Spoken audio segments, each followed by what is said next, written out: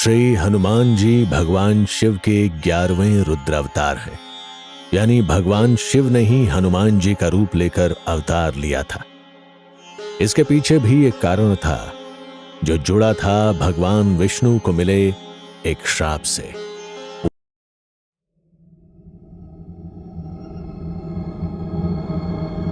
हुआ यूं कि एक बार परम विष्णु भक्त नारद मुनि ने हजारों वर्षों तक तपस्या की। उनकी तपस्या देखकर इंद्रदेव हमेशा की तरह घबरा गए और उन्होंने कामदेव को बुलाकर कहा, कामदेव, तुम जाकर नारद मुनि की तपस्या भंग करो। कहीं ऐसा ना हो कि तपस्या के बल से वो देवलोक का सिंहासन प्राप्त कर लें। जो आज्ञा इंद्रदेव। कामदेव नारद मुनि की तपस्या भंग करने चल दिए। उन्होंने सारे तरीके आजमा लिए, लेकिन वे नारद मुनि का ध्यान भंग न कर सके और खाली हाथ लौट आए। तपस्या पूरी होने पर नारद मुनि को इस बात का बड़ा घमंड हो गया कि उन्होंने कामदेव को हरा दिया।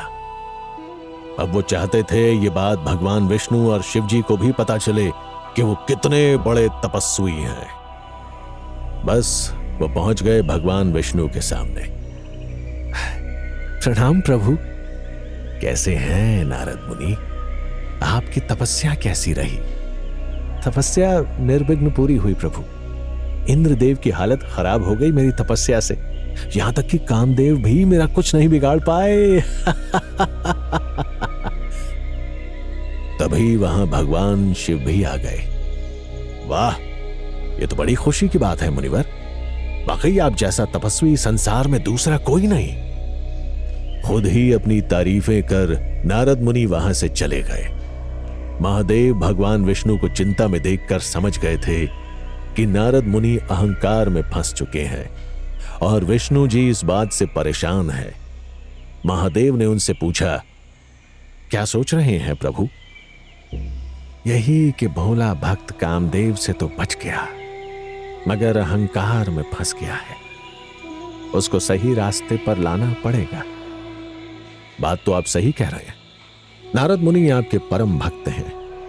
अब भक्त की रक्षा तो करनी ही पड़ेगी।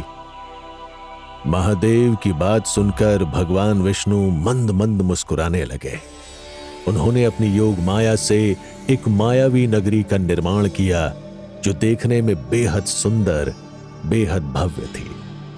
और ये उसी रास्ते में बनाई गई थी जहां से नारद मुनि रोज गुजरा करते थे। नारद जी ने जब उस नगरी को पहली बार देखा तो घोर आश्चर्य में पड़ गए। कितना सुंदर नगर है ये, कमाल है। मैं यहां से कितनी बार गुजरा हूं, मगर ये पहले कभी नजर क्यों नहीं आया? नारद जी नगर में जाकर घूमने लगे। उस समय नगर में वहां की राजकुमारी विश्व मोहिनी के स्वयंवर की तैयारियां चल रही थी, जो किसी अप्सरा से भी ज्यादा सुंदर और आकर्षक थी। नारद मुनि उसे देखते ही उस पर मोहित हो गए। उन्होंने राजकुमारी की कुंडली भी देखी, जिसमें लिखा था, जो उस राजकुमारी से विवाह करेगा वो अजय और अमर हो जाएगा। कुंडली देखकर नारद मुनि सोचने लगे, अगर मेरा विवाह राजकुमारी से हो जाए तो, मगर कहां ये रूपसी और कहां मैं साधारण शक्ल सूरत वाला जोगी, ये मुझे क्यों पसंद करेगी? लेकिन अगर मुझे भगवान विष्णु जैसा रूप मिल जाए तो शायद बात बन जाए।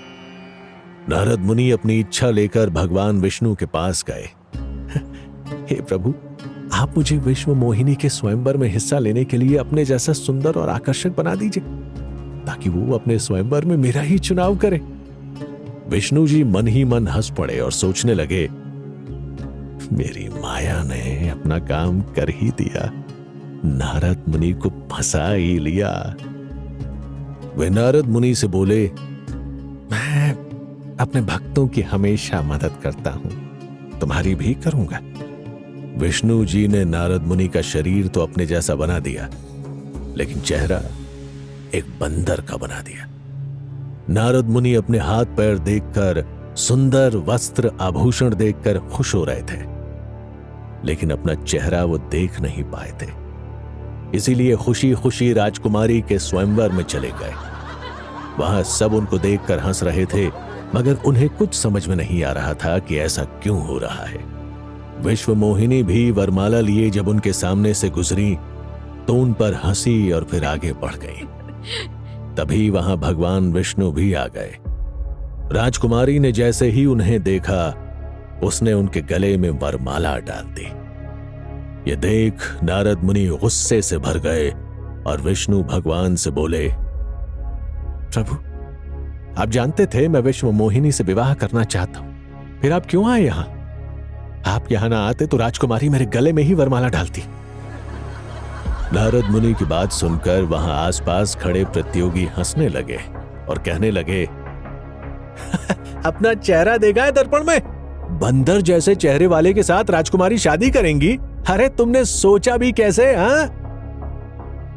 तभी नारद मुनि ने पास रखे पानी के बर्तन में अपनी छवि देखी और अपना बंदर जैसा चेहरा देखकर आश्चर्य से भर गए।